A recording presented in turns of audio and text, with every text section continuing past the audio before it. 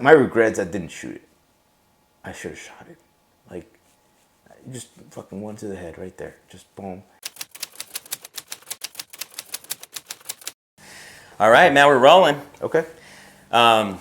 Thanks for being here, Jose. Of course. Let's just start off. How about you just introduce yourself, and then tell us what branch of service you served with, and what job you did in the Marine Corps. Sure. So my name is Jose Antonio Guevara.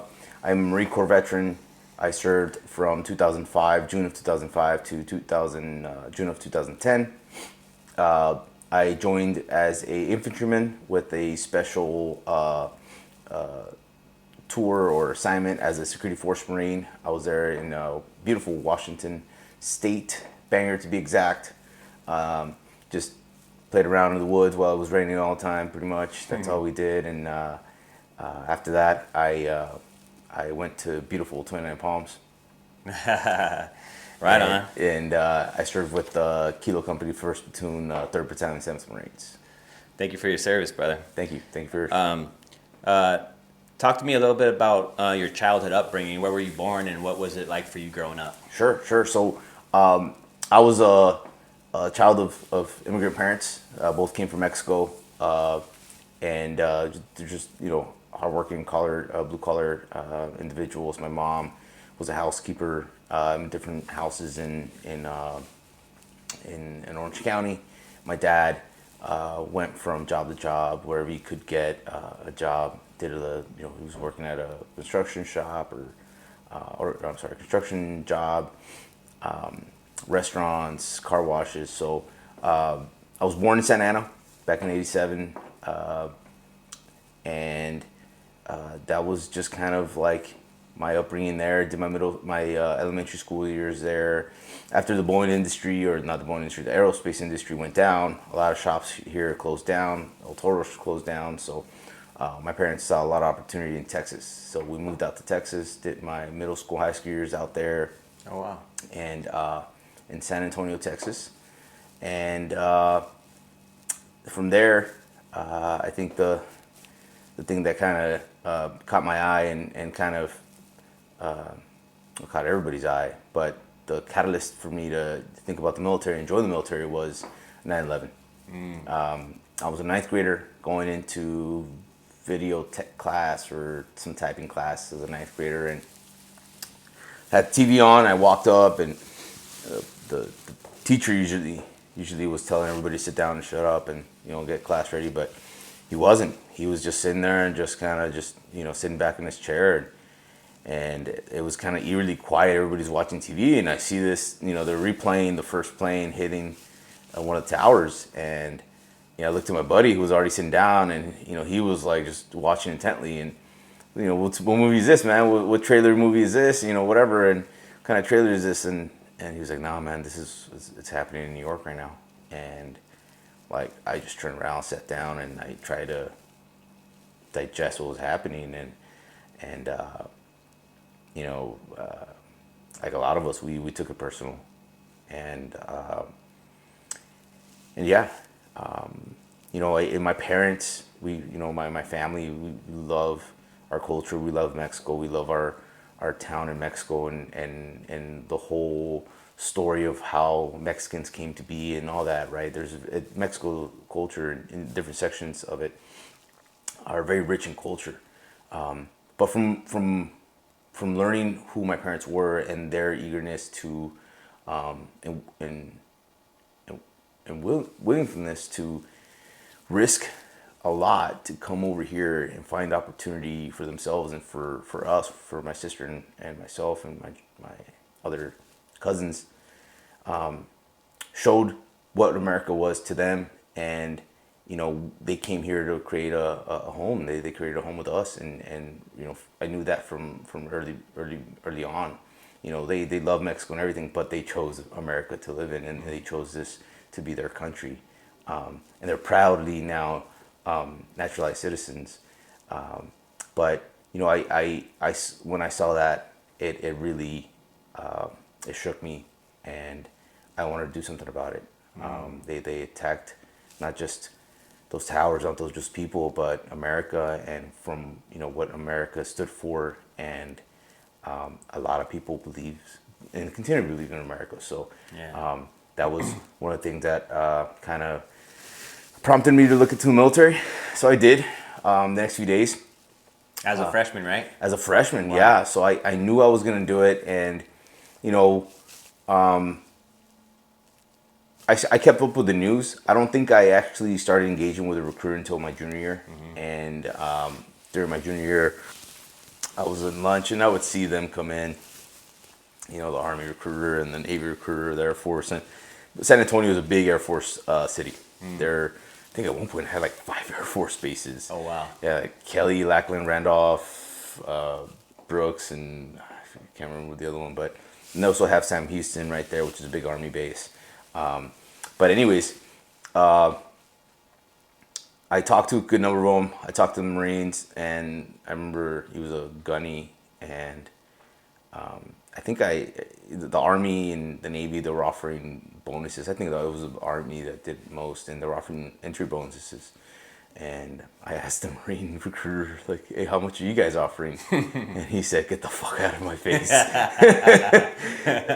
and he's like, you know what, go talk to them. I don't want to talk to you. I'm like, what? And that's what kind of got me like on the hook, like, what the hell? And a few months later, maybe I was like, all right, you know what, I'm going to go to the office and just, talk to whoever I need to talk to. So I go in there and like, hey, thank you for coming in, ask me those preliminary questions. And then they said, it's like, hey, is it the Marine Corps really what you want to do, or really what you're looking into? And I'm like, yeah. I'm like, and they said, well, you know what? We don't want you yet. It's like, get out of the office, go to the Army recruiters, go to the Navy recruiters, see what they're offering you, and then come over here and see, and we'll make you an offer. And if that's what you want, you can wait it all out, and then you can make a decision then. And I'm like, wow, you guys like are weird about this recruiting thing. Like, it's just, everybody else is just kind of like giving us money. And so I did. I went to the Army, I went to the Navy, I went to the Air Force. They weren't offering what I wanted to see. I mean, I briefly looked at airborne for the Army, and I always knew I wanted to be front lines. I did not want to be supply. I did not want to be in the back, in the rear, or, cooks, or, and not to say that, their job wasn't important, because it really was. I just felt that I wanted to be in the front. I wanted to see what I was made out of,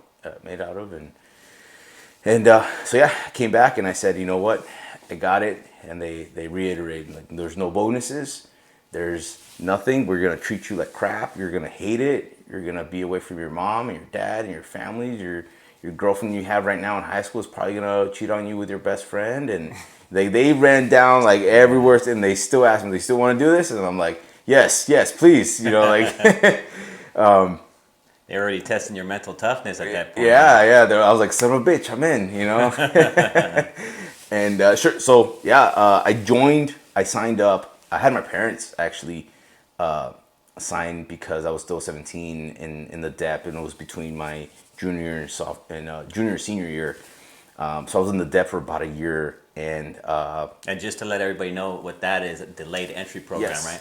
So the delayed entry program is individuals that are interested in joining, but they still need one of the bigger requirements, which is a high school diploma. So they're just waiting to be in there, but they're in the process. They're go through the medical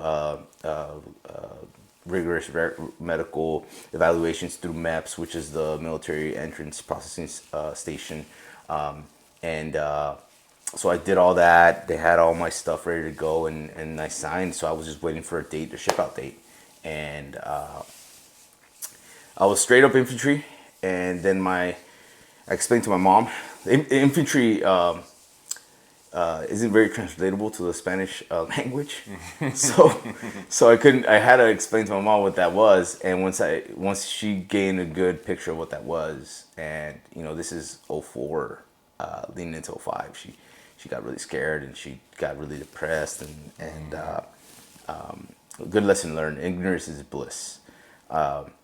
And I went to the recruiter and I said, hey man, I need to change this. I need to do something else, but I still want to be in the same field. And he said, well, what about if you do something for 2 years and then you go into infantry?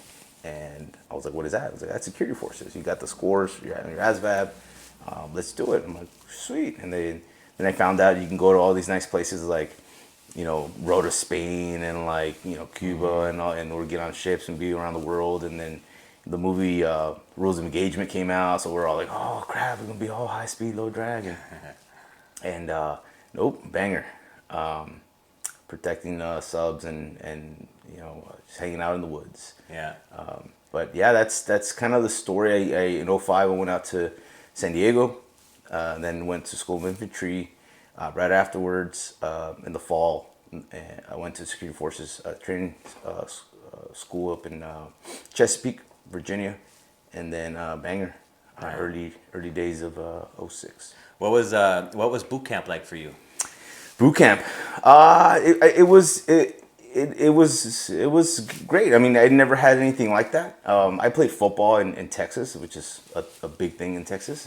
Played soccer and it was very rigorous, very tough and stuff. But boot camp, Marine Corps boot camp is something that I don't really think you can really prepare yourself for. Right.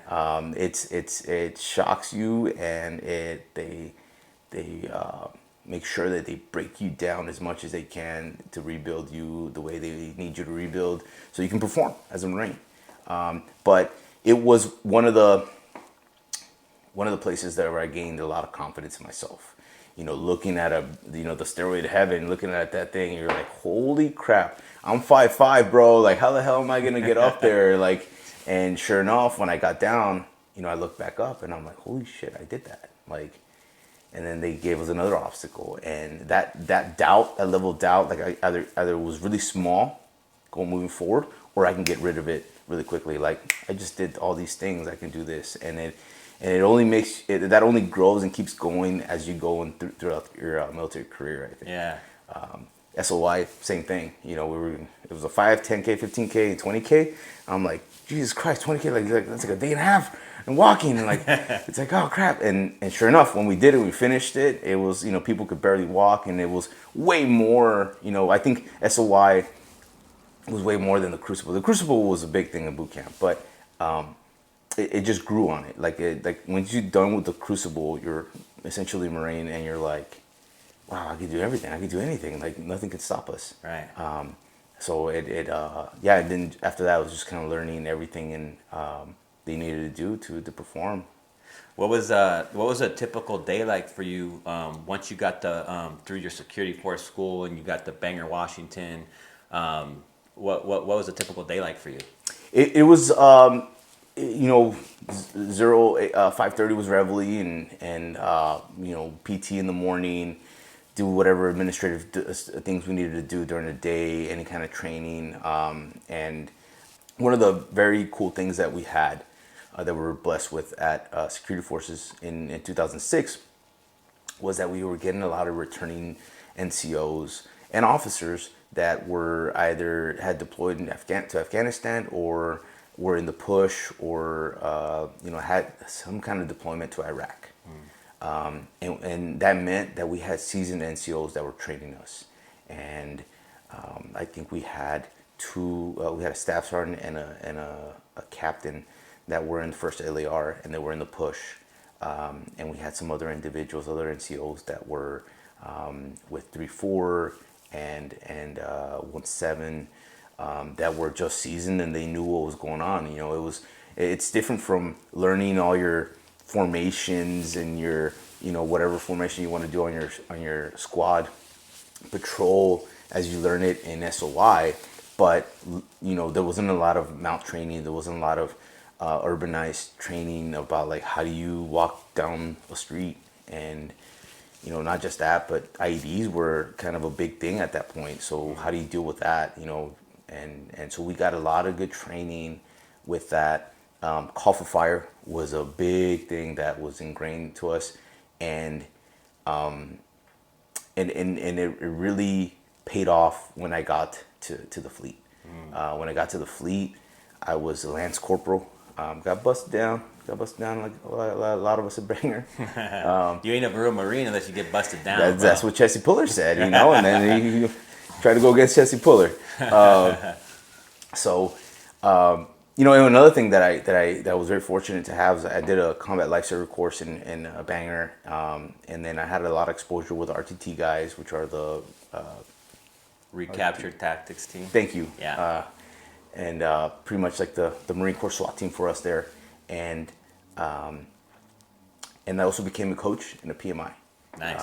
So we shot, and like in golf, I'm a better caddy than a golf player. I'm a better coach than I am a shooter, but I'm a decent shot. But anyways, when I hit the fleet, I had so much experience, so much knowledge that was just pounded into my brain by these seasoned NCOs, that even though I came in there as a Lance Corporal, a lot of individuals would get in there from security forces as corporals and sergeants, and I really was in an advantageous position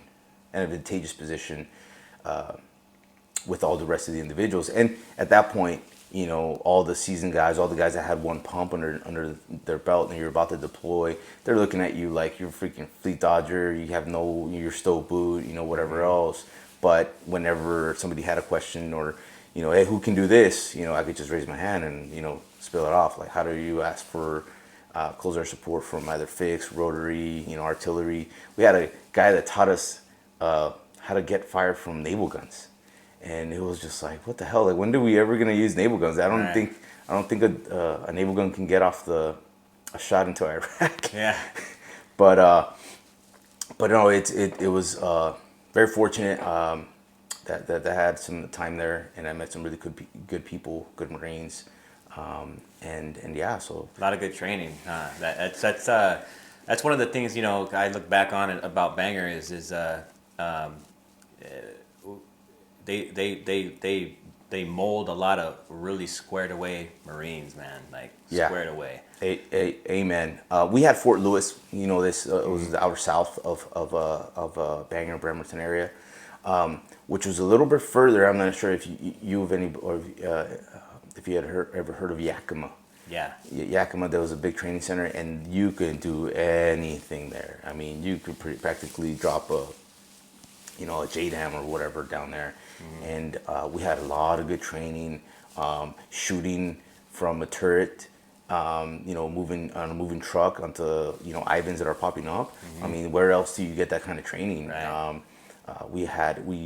We linked up with some pilots in Fort Lewis. I didn't get a chance to do it, but they were setting up, getting individuals ready for deploying off of helicopters.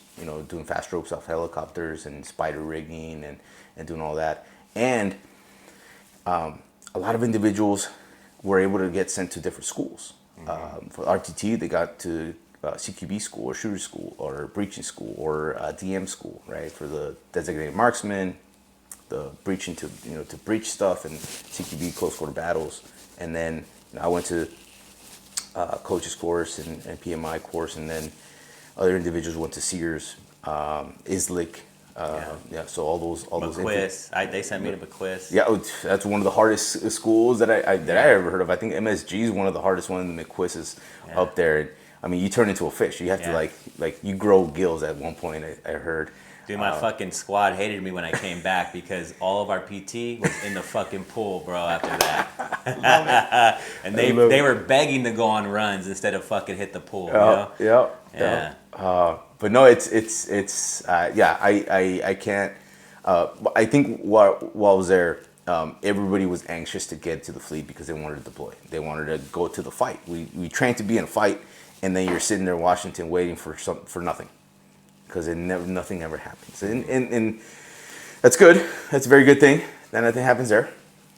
But everybody was very anxious to go there. So, but yeah, when we hit the fleet, and there's a lot of people that were in the fleet that did not like us, did not like when we came in, and but you holding your own weight and becoming an asset off the bat for the unit, the squad, the platoon, the company. Is very advantageous for you, and sure enough, I went out with the team for the fire team out to Iraq, and I practically came back with a squad, and yeah, I mean it's you got to kind of re-earn your respect coming from security forces and getting dropped into the fleet, right? Oh, big time, and but it all goes through that. People want to know that you're able to perform in the field. They want to see that you're able to, you're not lost in the sauce and in the field when it really counts, when the rounds are, you know, and you have to do some kind of complex thing. A lot of it too is we played a lot of Sims games in security forces, which teaches somebody to learn out to think outside the box. Right. How do you look at this and you're just like, you go straight at it, or kind of figure ways to maneuver around it and get the mission accomplished without risking yourself too much. So Yeah. Can you just explain real quick what a Sims is? Sims game. I the way it was kind of taught to me is it helps your brain kind of develop different ways of recognizing, picking up information, and keeping it so you can kind of do things with it. And when I think the idea is when you're in the shit, when the rounds are flying and you have to, you know, everything's exploding, you have to pick up on things so quickly. Listen to the radio, look at where your guys are at and everything else, that you have to do everything on the fly. It has to be quick and it has to be accurate and it has to go fast. So these Sims games that they teach, the one that was played for me was, they would make us do all these exercises, get us all winded, and we're just kind of just tired.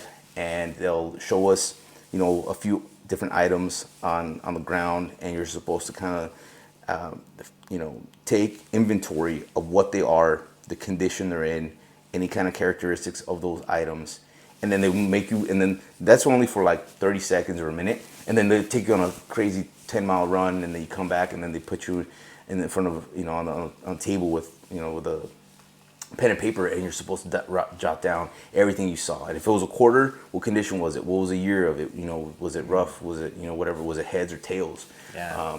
And different things with the other. So it was played differently in different with different instructors. But I remember that it was, the overall goal was to sharpen your mind Under heavy stress, huh? Yeah, all big time. And then you had your sergeants and corporals just like, ah!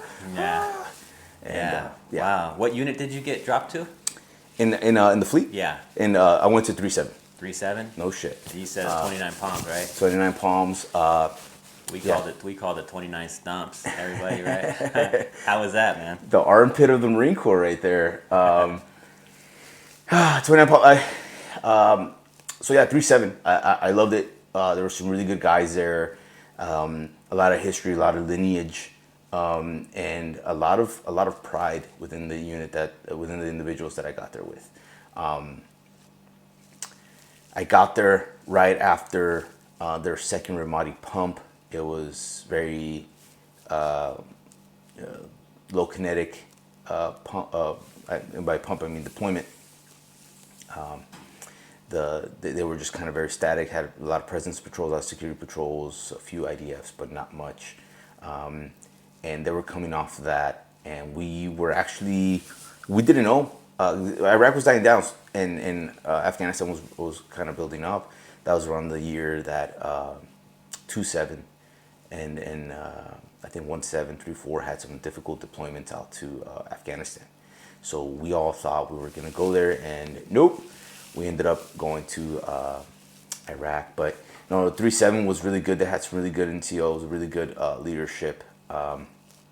And when you got dropped in the that unit, were you guys doing any workup to go overseas or? Sure. I'm sorry. Yeah. So traditionally, I got there right as they were coming off their leave block, and they had gone and done their makeup Marine Corps ball in Vegas. So a month after I got there, we started doing workups. We started doing, and they evaluate, or they work the whole unit up from the get-go, right? So you start learning of how to shoot by yourself and move by yourself, and then you do buddy bounds, and then you do team bounds, and then you do it as a squad, and then a platoon, and then you start doing some stuff as a company. And then by the time we knew it, we're a Viper, Mojave Viper, which is the CAX, the combined armed exercise. And funny enough, one of the advantages of being in 29 Palms is that you can go through the Viper without the evaluators. Our CO, or BC, I should say, a battalion commander, found out that nobody was using the Viper a month prior to us going to the Viper. So the BC said, hey, let's just go do the Viper. So we did the Viper twice. And the Viper is what is that exactly? I'm sorry, it's the CACs. Yeah, the CACs. So like the whole course, like the whole operation kind of. Exactly. Yeah. So it's the whole operation, the whole CACs, and this is every unit when they were pumping out to Iraq or Afghanistan in the 2000s. They had to go through the Mojave Viper, which is the combined arms exercises, where they evaluate the whole battalion or units that are deploying as deployable units, and they evaluate them. Right? They evaluate them as a platoon, a battalion. I'm sorry, a platoon, company, battalion, and a regiment, they bring in artillery, bring in tanks, they bring in fixed air, rotary, and they evaluate everybody in certain exercises. Excuse me. And if they don't pass, then they're deemed non-deployable, and that gets reported to the Pentagon. So the Pentagon has to figure out who are they going to send in their place and what have you. So we found out, our battalion commander found out that nobody was doing the exercise previous to ours. So we did it just for fun, and then we actually did the real one. So we had about from May to like late July, we were out in the desert in 29 Palms. Wow. Yep. Did you guys fly to Iraq, or did you jump on ship? So we flew. We flew. Most of the units from 29 Palms to that point flew, and so we went off March Air Force Base, 18 hours, 6 to Bangor, Maine. Then from there, Linsk, Germany, and then from there was Kuwait. And then at Kuwait, they flew us to Al Asad. We were there for a couple of days. We took over all the VICs, all the vehicles that we were going to get, a whole bunch of AMRAPs, and we probably acquired some stuff we needed for the AMRAPs from neighboring units. And shout out to Gunny Mark Shahan. and so yeah, we punched out to the western side of Iraq. Al-Qaim province was our main area of operation, our AO. At that point, we were the whole military. We were all already looking at the exit sign, and so when we got there, it was very hands-off kind of approach that we had. Our AO for my company was Al-Qaim, which is on the border of Syria, on the Euphrates River, and we had it from there to Ubaidi, which was about, I want to say 20 or 30 clicks, and then we had about 70 clicks north of the river and 70 clicks south of the river, and we had that whole AO for a company. So it was very, very big at that point for us. Looking a few years back, we would have been just at the city of Al-Qaim, but like I said, everything was kind of dying down. We were dealing with the D squad of the insurgency. All the A squad, B squad guys already got taken out. The C squad were, dying out as well, but we were dealing with some individuals that were very, very low on the totem pole that did not want to engage us face to face or head on, because they knew what was going to happen, and they decided to continue to play that cat and mouse game with us. But even at that, they weren't proficient at that. They were blowing themselves up. They were emplacing IEDs that never went off, or we could easily find them. So it was very interesting deployment for sure. How long were you out there? It was 7 months. 7 months deployment. We did catch some stuff that was some interesting stuff. We participated in a few raids as augment forces for some special forces, Army special forces that came out of Al-Assad. They were looking for high value targets, and we helped them with on the ground kind of reinforcements or augment forces to them. And then, that's our AO. So we knew who's who, what's what. And yeah, there was an instant where we had some very, very sneaky squirrels go out sneak into Syria, take care of some business, and then come back, and we were there to assist them as well. But the most stressful parts were where I was actively engaged in was patrolling through the souks or the markets, and it is in the middle of the day, of course, and it is so freaking stressful because of so many potential threats. We would have a squad in a tech column, meaning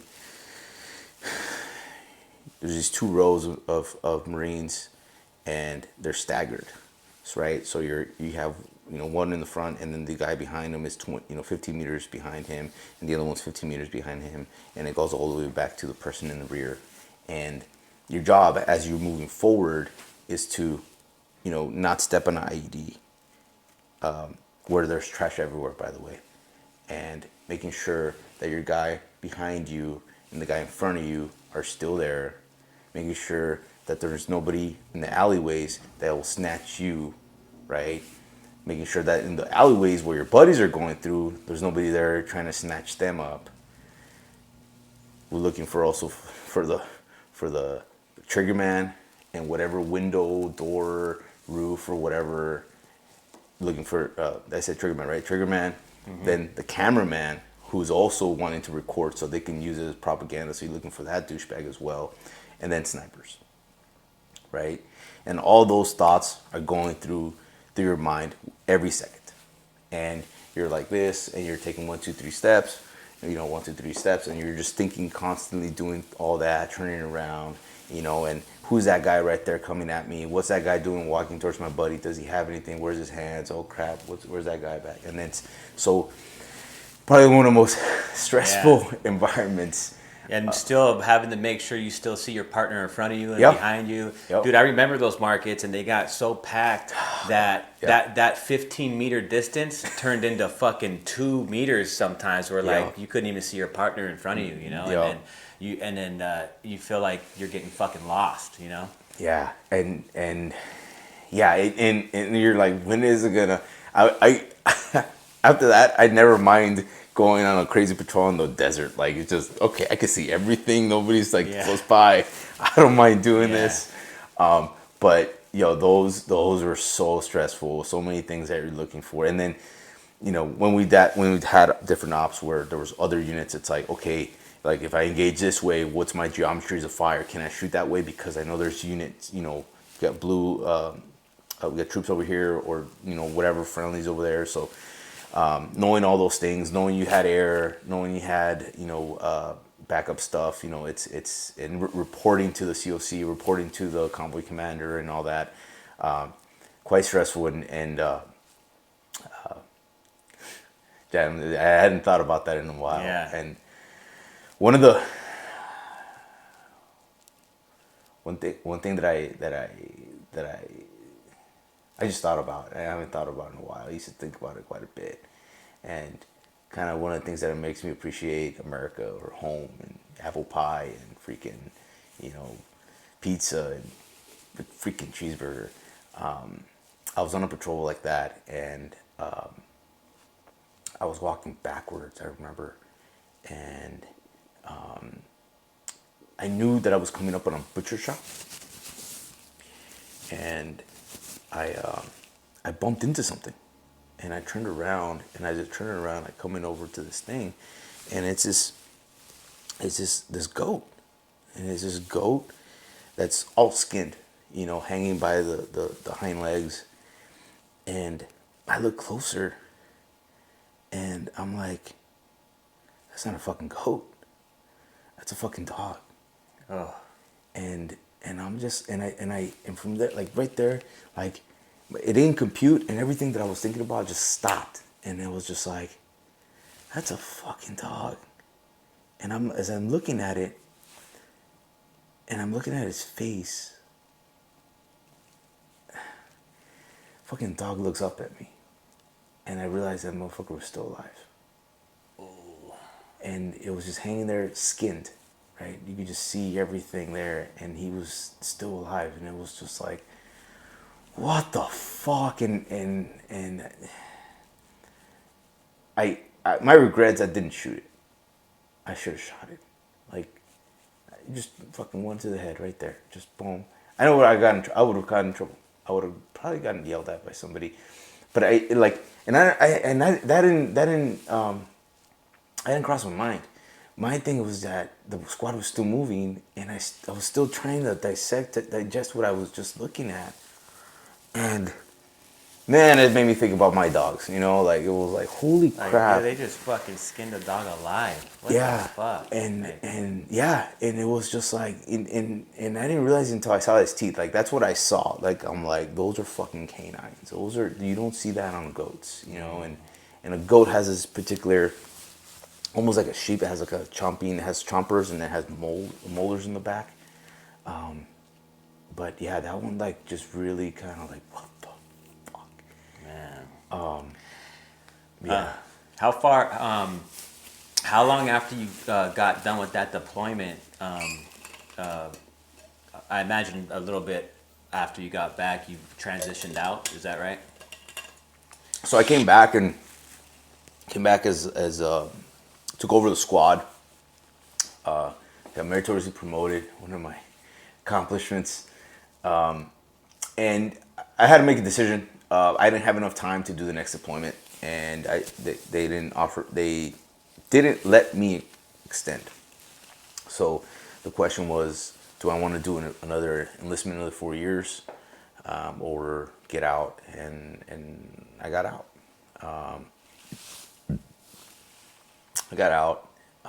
Went to Texas, to Houston. Started a job there, working for my uncle who has a cement company, and it didn't work out.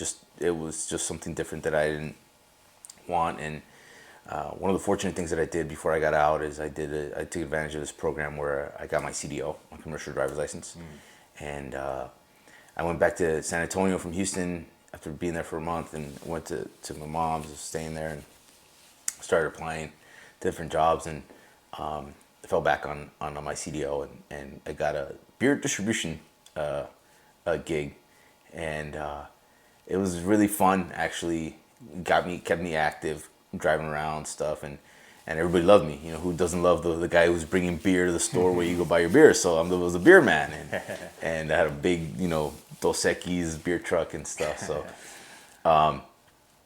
but I did that for a few months, and then the semester for school came up, and I applied to the community college there, did a semester, and right when I finished in May of 11, I realized that I could still use my GI Bill anywhere in the United States, and I decided to move back to California. Just the pace of life here is a lot different from Texas, from San Antonio. It's a lot faster here, and I really enjoyed it here. Yeah. The weather, you just can't beat the weather, and the mosquitoes are more bearable here than they are over there. Those mosquitoes over there, pick up a cat. Yeah. The things are big. Did you feel like a changed person from before you joined the Marines, and then upon getting out? Yeah, definitely.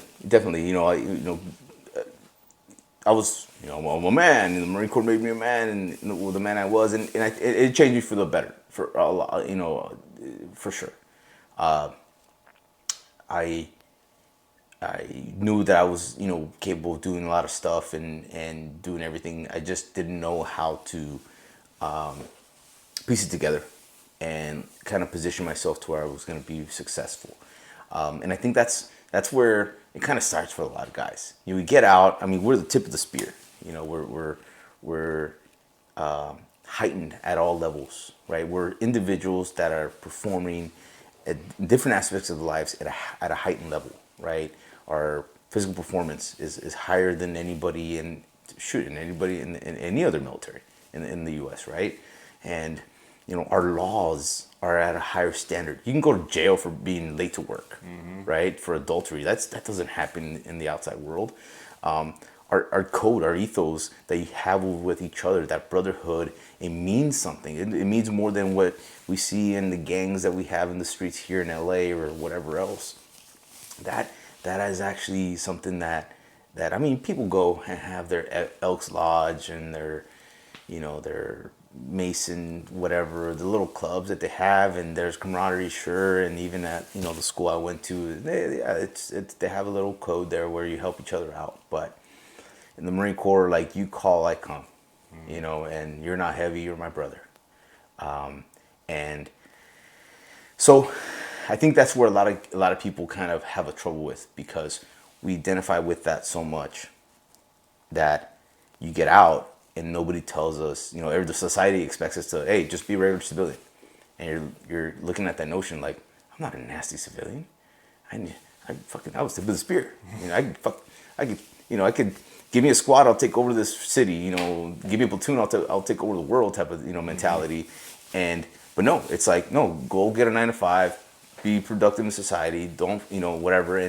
And I think when we try to do some stuff or transition and try to get into whatever, that small little bump, that small little failure, or something that you don't get, or road stop or whatever, is amplified by the fact that, bro, you're this tip of the spear, it could take over the world. You know, you're a Marine, you could do everything with your rifle, type of deal, and it doesn't happen, and it brings up so much shame to the individual, and it is something that a lot of individuals don't know how to cope with.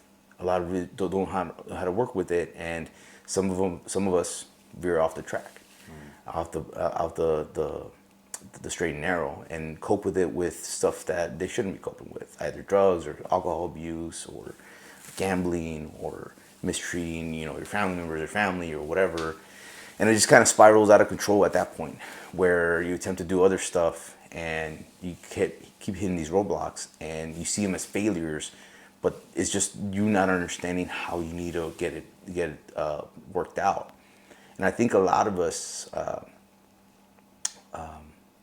are going through an identity crisis, where, you know, we come out and we're, you know, top shit, you know, whatever it is in the military.